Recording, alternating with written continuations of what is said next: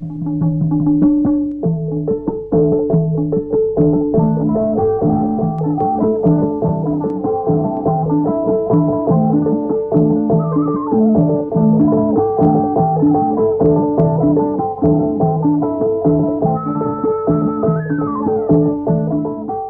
नेपाल प्रस्तुत गर्दछ कार्यक्रम साहित्य संसार।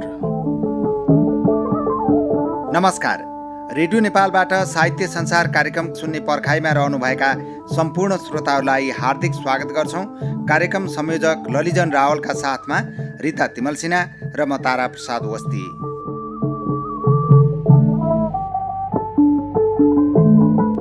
आदरणीय श्रोता, रेडियो नेपालबाट साहित्य संसार कार्यक्रम हरेक साताको बिहिबार बिहान 8 बजेको अङ्ग्रेजी समाचारपछि करिब आधा घण्टा सुन्न सक्नुहुन्छ। त्यसैगरी यो कार्यक्रम शुक्रबार बेलुकी 9:20 पुनः प्रसारण हुन्छ। तपाईले साहित्य संसार कार्यक्रम रेडियो नेपालको वेबसाइट www.radionepal.gov.np लगइन गरेर अनलाइनमा पनि सुन्न सक्नुहुन्छ र फुर्सदको समयमा प्रसारण भइसकेका जुनसुकै कार्यक्रमहरू रेडियो नेपालको वेबसाइटबाट डाउनलोड गरेर पनि सुन्न सक्नुहुन्छ। साहित्य संसार कार्यक्रममा आज इतिहासको पानाबाट स्तम्भ अन्तर्गत कवि जगदीश घिमिरेको जालसाँझी शीर्षकको कविता, साहित्यिक संवाद अन्तर्गत साहित्यकार पुरुषोत्तम सुवेदीसँगको कुराकानी, कथाकार रमेश समर्थनको नयाँ पुस्ता शीर्षकको कथा, कवि दिपेन्द्र सिंह थापाको माटो र मान्छे र कवि उषा हमालको समय समुद्र शीर्षकको कविता प्रस्तुत गर्छौं। इतिहासको पानाबाट कवि जगदीश घिमिरेको कविता जालसाजी। उद्देश्य खोतल्दै जाँदा म उद्देश्यको समेत उद्देश्य पाउँदिन र अर्थ सोध्दै जाँदा म अर्थको समेत अर्थ देख्दिन। उद्देश्य खोतल्दै जाँदा म उद्देश्यको समेत उद्देश्य पाउँदिन र अर्थ सोध्दै जाँदा म अर्थको समेत अर्थ देख्दिन। अस्तित्व पहिल्याउँदै जाँदा म अस्तित्वको समेत अस्तित्व भेट्दिन। अस्तित्व पहिल्याउँदै जाँदा म अस्तित्वको समेत अस्तित्व भेट्दिन। यो एक मुट्ठी सास हो जुन सत्य हो, यो एक मुट्ठी घाँस हो जुन ध्रुव सत्य हो। जीवन त्यही एक मुट्ठी सास र एक मुट्ठी घाँसका निमित्त गरिने जालसाजी हो। जीवन आफूले आफै प्रति गरिने अन्याय हो। समाज छ, राष्ट्र छ, संयुक्त राष्ट्र पनि छ, वर्ण छ, वर्ग छ, उचाइ र गहिराई पनि छ, धर्म छ, पाप छ, अर्थ छ, अनर्थ छ, काम छ, निष्काम छ, सकाम छ, अति काम छ। तर मोक्ष खै कुन मिसिलमा परेर हराएछ, तर मोक्ष खै कुन मिसिलमा परेर हराएछ। जागिर छ जुन स्वाभिमान बेचेर कमाएको तलब हो। नियमावली छ जुन गीता हो, बाइबिल हो, कुरान हो। हाकिम छ जुन दैव हो, व्यवस्थापन छ जुन लीला हो। मान्छे छ, चुप छ, रेडियो बोल्छ, माइक बोल्छ वा बोल्छन् चरा चुरुङ्गीहरू अथवा झरनाहरू वा टेम्पो वा जेटका आवाजहरू। साहित्य छ त्यो आङको छारो हो, नलेखे लेख्नुपर्छ, लेखे लेख्न हुन्न। चित्र छ त्यो हाम्रो व्यङ्ग्य चित्र हो, चित्र छ त्यो हाम्रो व्यङ्ग्य चित्र हो। विद्रूप छ त्यो हाम्रो जीवन वृत्त हो। जीवन आफूले आफैसँग गरिने अन्याय हो। जीवन आफूले आफैसँग गरिने जालसाजी हो। जीवन आफूले आफैसँग गरिने अन्याय हो। जीवन आफूले आफैसँग गरिने जालसाजी हो।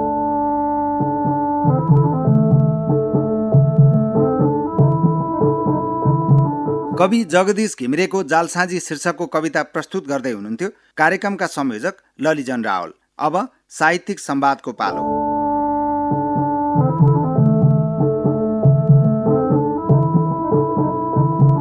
आज साहित्यिक संवादमा हामीसँग हुनुहुन्छ साहित्यकार पुरुषोत्तम सुवेदी। सुवेदीज्यू, यहाँलाई रेडियो नेपालको साहित्य संसार कार्यक्रममा हार्दिक स्वागत छ। धन्यवाद। सुवेदीज्यू, कार्यक्रमको सुरुवात यहाँको बाल्यकाल र किशोर अवस्थामा साहित्यिक अभिरुचि के कस्तो थियो, कसरी बित्यो, अनि त्यो समयमा पारिवारिक वातावरण र परिवेशले साहित्यिक क्षेत्रमा लाग्न के कसरी सघाएको पाउनुहुन्छ? अलिकति सम्झना गरौँ न।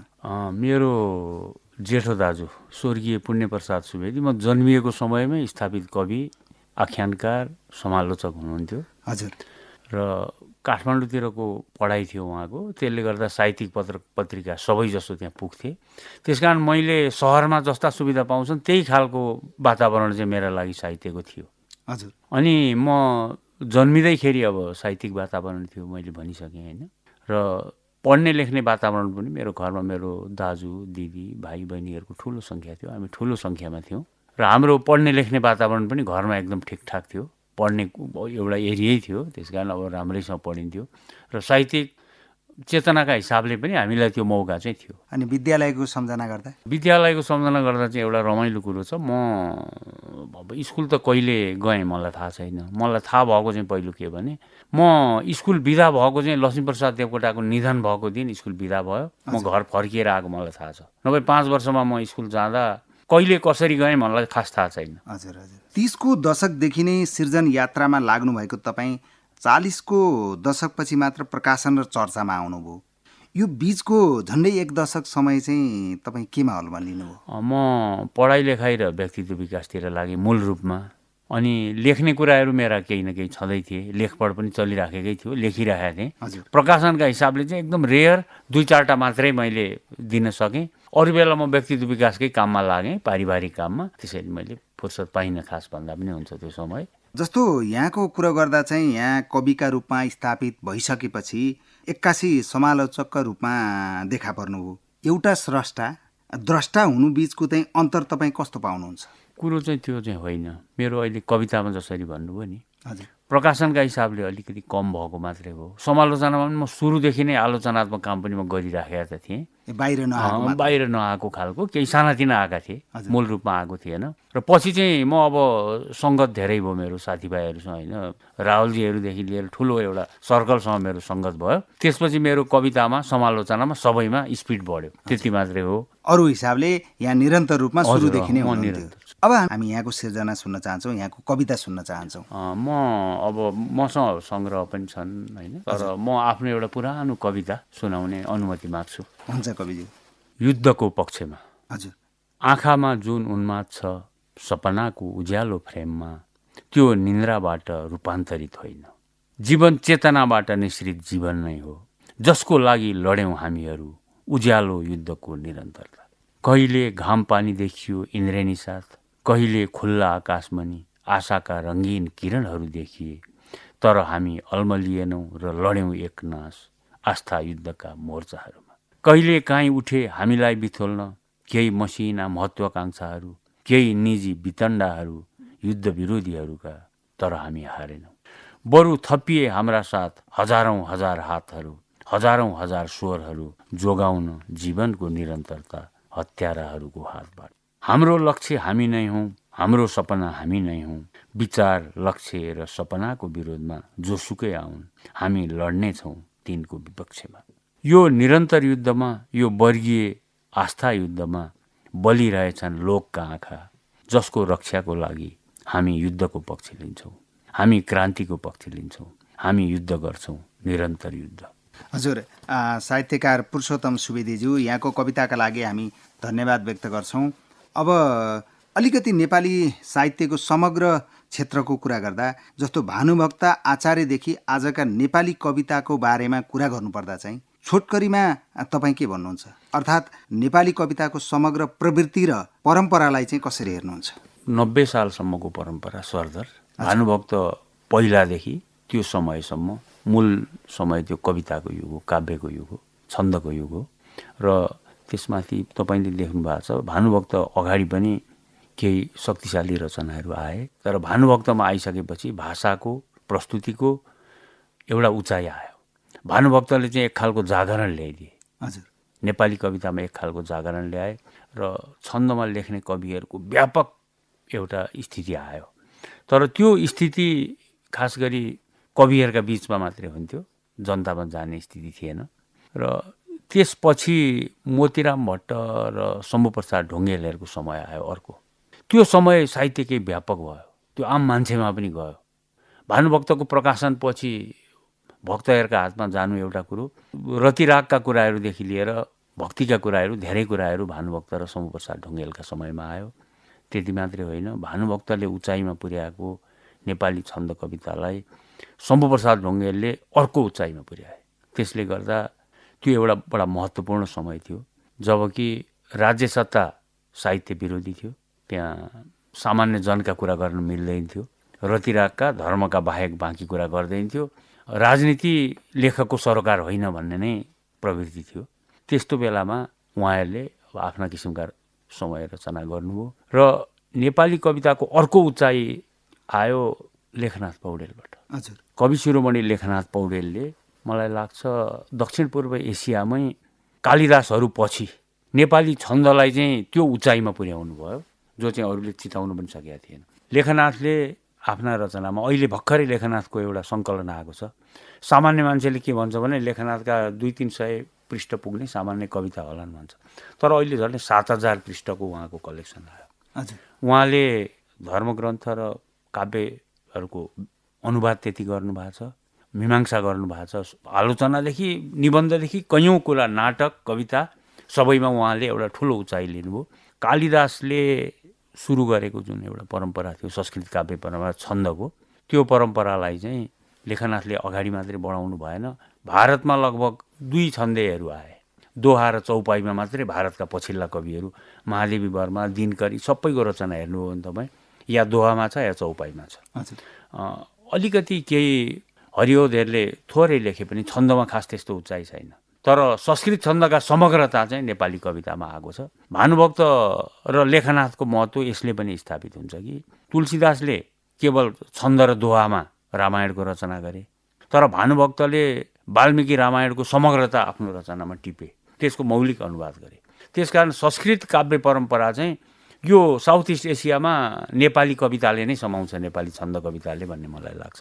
र लेखनाथमा पुगेपछि नेपाली काव्यले छन्दका हिसाबले, रचनाका हिसाबले मात्रैमा उचाइमा पुगेको होइन, सामान्य मान्छेका कार्य व्यापार पनि कवितामा आए। र उहाँपछि छन्दमा लेख्ने युद्धप्रसाद मिश्र, सिद्धिचरण, देवकोटा, सम, माधव घिमिरेहरूको एउटा पुस्ता आउँछ, त्यो बेग्लै कुरो छ, तर लेखनाथको उचाइ अरूले भ्याएको छ जस्तो लाग्दैन मलाई। र त्यसपछि 90 सालमा आएर चाहिँ एउटा विस्फोट हुन्छ। संसारभरि अङ्ग्रेजी काव्यमा चाहिँ ब्ल्याङ्क भर्सका कुराहरू आएका थिए, गद्य कविता कुरो आएको थियो। साउथ एसियामा चाहिँ भर्खरै सुरु भएको थियो। भारतमा शमशेरबहादुर सिंहहरूले अलिअलि लेख्न थालेका थिए, जीवानन्द दासहरूले बङ्गालीमा पनि थोरै लेख्न थालेका थिए, तर त्यस्तो उचाइमा थिएन। 15-16 वर्षको गोपाल प्रसाद रिमालले गद्य कविताको एउटा विस्फोट ल्याइदिनु भयो। जुन समयमा चाहिँ भानुभक्तले लेख्दा के भन्थे भने भाषामा छन्द लेख्यो भनेर जसरी उडाउँथे, रिमाल एउटा बच्चा रिमाल 16-17 वर्षको रिमालले कविता लेख्दा कति व्यङ्गको वर्षा भयो होला, कसरी टिक्यो होला, त्यो बेग्लै कुरो छ। तर शारदामा जुन सम्पादकहरू थिए उनीहरूले त्यो समय बुझेका थिए, त्यसले गर्दा ऋद्धिबहादुर मल्ल लगायत भवानी बिच्छुहरू पनि लगभग आउने स्थितिमा थिए, उनीहरूले कुरो बुझेका थिए र उनका गद्य कवितालाई भट्टाभट छाप्न थाले। र लगभग 9-10 वर्षपछि मात्रै आएर लक्ष्मीप्रसाद देवकोटाले एकमा आएर मात्रै गद्य कविता पनि अब यो मूल प्रवृत्ति हो कविताको, यसमा जानुपर्छ भन्ने कन्सेप्टमा आएर एकतिर आइसकेपछि लक्ष्मीप्रसाद देवकोटा पनि आउनुभयो, जबकि 19-20वटा कविता आइसकेका थियो रिमालको। त्यसपछिको कुरो देखिहाल्नुहुन्छ तपाईँ। पहिलो उसमा गोपाल प्रसाद रिमाल पछि अब विजय मल्लहरू आएका छन्, मोहन कोइरालाहरू आएका छन्, होइन, भवानी घिमिरेहरू आएका छन्, अनि लगत्तै कृष्णचन्द्र सिंह प्रधानहरू छन्। अनि त्यसपछि लगत्तै 10-12 सालपछि अर्को पुस्ता आउँछ, वासु शशी, होइन, ईश्वर वल्लभ, भूपी शेरचन, उपेन्द्र श्रेष्ठ, कृष्णभक्त श्रेष्ठ, उहाँहरूको एउटा शक्तिशाली पुस्ता आउँछ। त्यो पुस्ताले आधुनिक पाश्चात्य कविताको कम्प्लिट रूप चाहिँ नेपालीमा स्थापित गर्यो र कविताको कन्टेन्टमा पनि फर्ममा पनि एउटा नयाँपन ल्यायो। र कविता एउटा पक्षले त्यसलाई दुरुह बनाउँदै लग्यो, एउटा पक्षले सरल बनाउँदै लग्यो।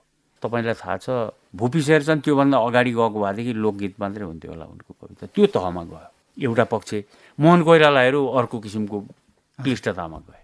अनि कवितामा चाहिँ एउटा नयाँ अनि विचारका कुराहरू पनि आए। पञ्चायतमा अब राजनीतिक पार्टीहरू प्रतिबन्धित थिए। प्रतिबन्धित मात्रै होइन, उनीहरूको आवाज सुनिँदैन थियो।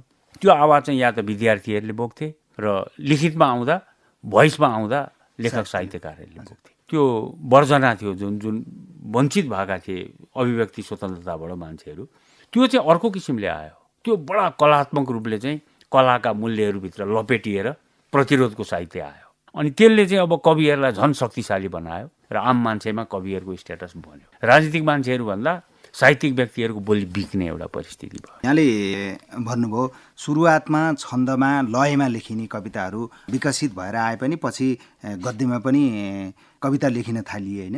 अहिले आएर चाहिँ जस्तो नेपाली साहित्यमा चाहिँ आख्यान विधा चाहिँ निकै फस्टाएको पाइन्छ। यहाँले अघि नै भन्नुभयो कविता सँगसँगै अरू विधा पनि आथे, नआएका होइनन् भन्नुभयो। अहिलेको हेर्दाखेरि चाहिँ जस्तो आख्यान विधाको यो विकास सङ्ख्या र गुणस्तरको आधारमा चाहिँ कस्तो छ?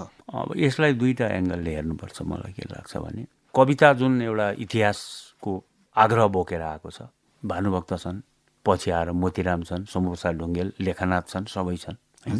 छन्दको त्यही लिगेसीमा टेकेर गद्य कविताको पनि विकास भएको छ। तर कथा चाहिँ जसरी आयो त्यो पूर्ण नयाँ, नेपालीमा त्यो परम्परा थिएन। झन्डै 1100 वर्षको नेपाली लेखे परम्परामा आख्यान छैन। र एकैचोटि आएर चाहिँ 1984 आएर अन्नपूर्ण कथा लेखे रूपनारायण सिंहले। त्यहाँबाट कथा सुरु भयो र 90-91 सालमा आएर बिपी कोइरालाहरूको एउटा समय आयो। बिपी कोइराला, रूपनारायण सिंह, गुरुप्रसाद मैनाली, बालकृष्ण सम, पुष्कर शमशेरहरूको एउटा ठुलो पुस्ताले नेपाली कथालाई अघि बढायो। त्यो एउटा कुरो भयो। र त्यसपछि अर्को आधुनिक कथाकारहरूको एउटा पुस्ता आयो, गोविन्द गोठाले, विजय मल्ल होइन। अब शङ्कर लामिछानेले पनि केही लेखेका छन्। अनि रमेश विकल लगायतको चाहिँ एउटा दौलत विक्रम बिष्ट लगायत एउटा ठुलो पङ्क्ति छ। त्यो पङ्क्तिले पनि नेपाली कथामा चाहिँ एउटा ठुलो प्रयोग गर्यो। प्रयोग गरिसकेपछि अब कथाको पुस्ता निरन्तर उकासिँदै गयो, अगाडि नै गयो। त्यसपछिको अर्को पुस्ता आयो। त्यो पुस्तामा परशु प्रधानहरू आए होइन, परशु प्रधान, भागीरथी श्रेष्ठहरू आए र आउँदा आउँदै हाम्रो नारायण ढकाल, शैलेन्द्र साकार, राजव, उहाँहरूको एउटा ठुलो शक्तिशाली पुस्ता आयो। र अहिले पछिल्लो समयमा पनि अब नयनराज पाण्डे, महेश विक्रम शाह लगायतको एउटा ठुलो शक्तिशाली समूह चाहिँ अब कथामा उपस्थित छ। र मलाई के लाग्छ भने कथामा निरन्तर प्रवृत्तिगत चेन्जहरू भइरहेछन्। प्रवृत्तिगत चेन्ज कस्तो भने सुरुमा मनोवैज्ञानिक कुण्ठाहरू, आग्रहहरू मात्रै आउँथे। पछिल्लो समय सामान्य मान्छेको कार्य व्यापार आउन थाले। पछिल्लो समय त कति केसमा त आख्यान र निबन्धै छुट्टिँदैन कि जस्तो खालको अब सामान्य मान्छेका जीवनमा मिक्स भएर कथामा चाहिँ ब्लेन्डिङ हुन थाल्यो कि कथा र निबन्धको ब्लेन्डिङबाट एउटा नयाँ जन्मियो। अब आख्यान कस्तो हुन्छ, पुरानो कसरी सुरु भएको थियो भन्ने कुरो रहेन यसमा। यो चाहिँ ब्लेन्डिङ हुँदै आयो।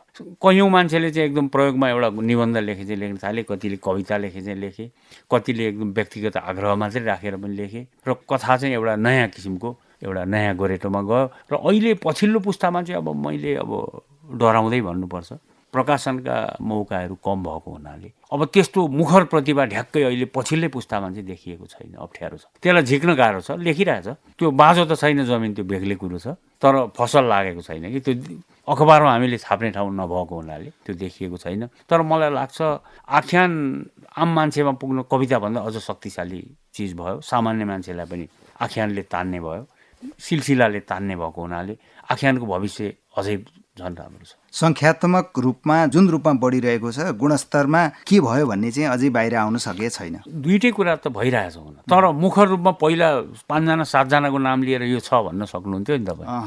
अब अहिले त्यो चाहिँ सक्ने स्थिति किन छैन भने त्यो तहको प्रकाशन भएको छैन। तर केही व्यक्तिहरू, सम्भावना भएका व्यक्तिहरू छन्। नेपाली साहित्यमा निरन्तर रूपमा फस्टाउने आशा गर्न सकिन्छ। आशा गर्न सकिन्छ मात्रै, विश्वासै गर्न सकिन्छ। प्रकाशनका कारणले केही कमी भएको होला, तर केही व्यक्तिहरू गम्भीरतापूर्वक बढेका छन्। फेरि पनि हामी यहाँको एउटा कविता सुन्न चाहन्छौँ। नयाँ कविता मेरो प्रत्येक शुक्रबार भन्ने। जङ्गल र बजार, पैनी र पोखरी, सूर्यमुखी फुल र सुँगुरको मासु, किनामा र चटपटे, तोङबा र दुधिया, ताडी, भातीजाँड र घ्याङसिङ, धामी र पादरी, घ्याब्रे र लामा, बिजुवा, बोक्सी र बुढी बजु, रुडी र नाफाखोरी, सुनझोरामा पाइए पनि सद्भावको सङ्केत सजिलै पाइने समय होइन यो। सुनझोरा प्रत्येक शुक्रबार सुनको दाँत देखाउँछ, जाउला खेलमा भोटो देखाए যায়। सुनझोरामा प्रत्येक शुक्रबार सुर्ती बेच्छन् सपना बेच्नेहरूले, सब्जी किन्छन् सपना किन्नेहरूले, र मूल्य बढाउँछन् सपनाको कार्टेल गरेर। मिल्छन् गल्ला, जग्गा दलाल, देह व्यापारी र ठगहरू र सुन जस्तो सुनझोरामा सपनाको लासमाथि विपनाको व्यापार हुन्छ प्रत्येक शुक्रबार। यो कविताका लागि हामी फेरि पनि धन्यवाद व्यक्त गर्छौँ। साहित्यकार पुरुषोत्तम सुवेदीज्यू यहाँ लामो समय एउटा जागिरी जीवन बिताउनुभयो, जागिरमा रहनुभयो। अहिलेको म दिनचर्यामा अलिकति केन्द्रित भएर एउटा जिज्ञासा राख्न चाहन्छु। जागिरी जीवनबाट सेवानिवृत्त भइसकेपछिका वर्षहरू सिर्जनाका हिसाबले कतिको फलदायी भएको पाउनुहुन्छ? ती मैले काम त गरिराखेको छु होइन, तर अहिलेको माहौल तपाईँलाई पनि थाहा छ, प्रकाशनको अपर्च्युनिटी छैन, पत्र पत्रिका छैनन्। अहिले चाहिँ सबै फेसबुककै संसार आएको छ। हजुर। त्यस कारण अब हाम्रा रचनाहरू सबैका थुप्रिएका छन्। मेरा मात्रै होइन, हाम्रो पुस्ताका अधिकांशका रचना पुस्तकमा आए नभएदेखि प्रकाशन गर्ने ठाउँ छैन। म लेखिरहेको छु, त्यसमाथि पनि अब समालोचना केही लामै हुन्छ, अब त्यो पनि हुँदैन। फेरि पत्रिका भित्ते पत्रिका जस्ता भइरहेछन्। यी सहरभित्र 4 जनाले कुण्ठामा चलाउने स्थिति छ होइन।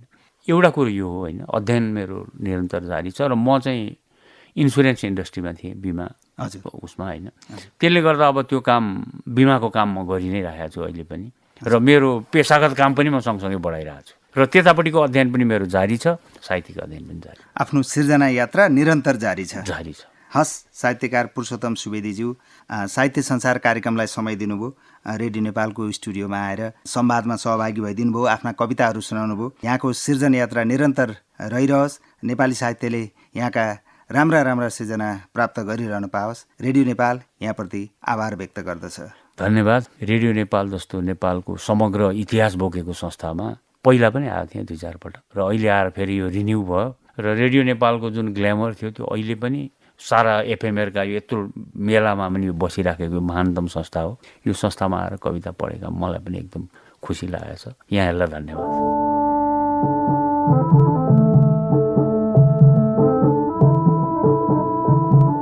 रेडियो नेपालको प्रस्तुति कार्यक्रम साहित्य संसारको साहित्यिक संवादमा अहिले हामी साहित्यकार पुरुषोत्तम सुवेदीसँग कुराकानी गर्दै थियौँ। अब कथाकार रमेश समर्थनको नयाँ पुस्ता शीर्षकको लघु कथा प्रस्तुत गर्दैछौँ।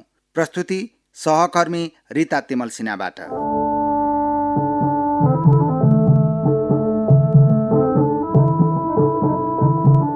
छोरो बिहानैदेखि रन्थनिएको थियो, 81 बाबुसित पड्कियो। तपाईँको जेनेरेसनले हाम्रो जेनेरेसनको कुरै बुझ्दैन के ड्याडी? तपाईँहरू घस्रेर बाँच्नु भयो र पनि सन्तुष्ट हुनुहुन्छ, तर म र मेरो पुस्ता यसरी घस्रेर बाँच्न चाहँदैनौँ। उसले अगाडिको गौरीशङ्करको शिखरलाई देखाउँदै भन्यो, ऊ त्यो मेरो लक्ष्य, म त्यहाँ पुग्न चाहन्छु। तर समस्या के छ भने त्यसमाथि पुग्ने कसरी? बाबुले उठेर शान्त भए भने, किन पिर गर्छस्? मेरो हात समाएर मेरो कम्मरमा टेक अनि काँधमा चढेर माथि जा न। छोराले झर्केर भन्यो, यही त समस्या हो नि तपाईँहरूको पुस्ताको। हरेक कुरालाई आफ्नो पालाको जस्तो सजिलो ठान्नुहुन्छ है। हामीले कस्ता कस्ता कुरासित स्ट्रगल गर्नुपर्छ भन्ने तपाईँलाई के थाहा? त्यो त तपाईँले अनुमान पनि गर्न सक्नुहुन्न। माथि पुगेर मात्र हुन्छ र? त्योभन्दा अगाडि खाइहरू पनि पर्छन्। त्यो पार गर्ने कसरी? तपाईँको ट्रेडिसनल माइन्डले यो सोच्नै सक्दैन। बाबुलाई उस्तै गरी शान्त भएर भने, त्यति हो, म छँदैछु नि, जहाँ जान्छस् मलाई सँगै लिएर जा। अनि माथि चढ्नु पर्ने ठाउँमा मलाई लिस्नो बनाएर ठड्याइदिनु र त्यसैमा टेकेर माथि जानु।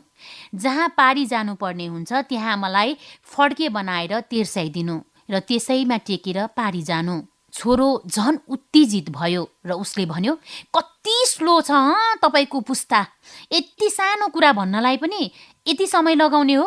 त्यसैले सधैँ ब्याकको ब्याक हुनुहुन्छ नि। छिटो गर्नुहोस्, मलाई ढिला भइसक्यो।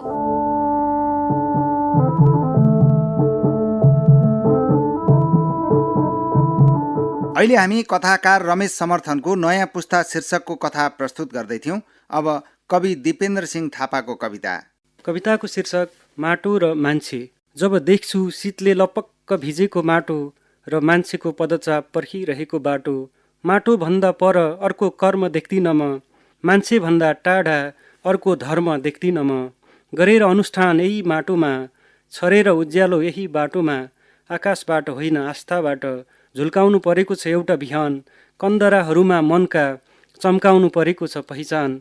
आँखै अघिल्तिर देख्दैछ अस्तित्वले एउटा आकार, टेक्दैछ सौन्दर्यले सम्भावना, ढकढकाउँदैछ शुभ मुहुर्तले ढोका। यस्तो बेला बाँडिन भाँडिन हुन्न मन, टाढिन छाडिन हुन्न जीवन। मन्दिर धाउँ या मस्जिद, वेद गाउँ या कुरान, चैते पुजौँ या चर्च, त्रिपिटक बुझौँ या बाइबल, माटोभन्दा बढी केही रोज्दिन म, मान्छेभन्दा माथि अर्को खोज्दिन म। जन्मनुको सपना भनौँ या सौन्दर्य, रोपेर माटोमा बन्धुत्वको बिरुवा फेर्न चाहन्छु म। शान्तिको सास युग युगान्तरसम्म हेर्न चाहन्छु म, स्वच्छन्द भई परेवा उडेको आकाश। धन्यवाद।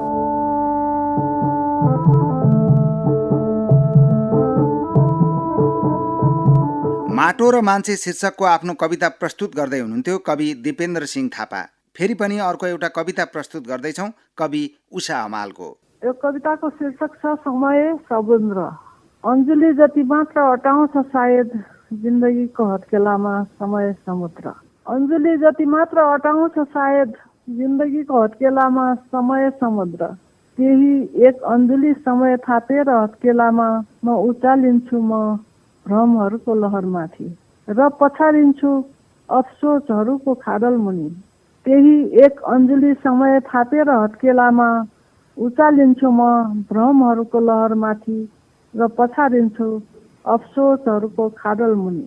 एक अञ्जुली समयको सेरोफेरोमा बनेका जीवनका विविध कोलाजहरू र एक अञ्जुली समुद्रको पानीले मेटाएका जीवनका अनन्त तृष्णाहरू माझ म देख्छु सपना सगरमाथाको उचाइ जस्ता, म देख्छु सपना प्रशान्तको गहिराई जस्ता।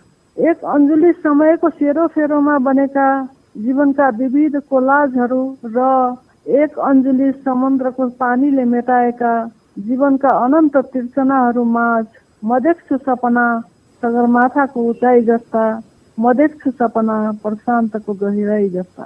यही उचाइ र यही गहिराईको अहमले फुर्किएर, यही उचाइ र यही गहिराईको अहमले फुर्किएर म कहिले मिलिन्छु ठुलो माछाबाट र कहिले मिल्छु सानो माछा। यही उचाइ र यही गहिराईको अहमले फुर्किएर म कहिले मिलिन्छु ठुलो माछाबाट र कहिले मिल्छु सानो माछा।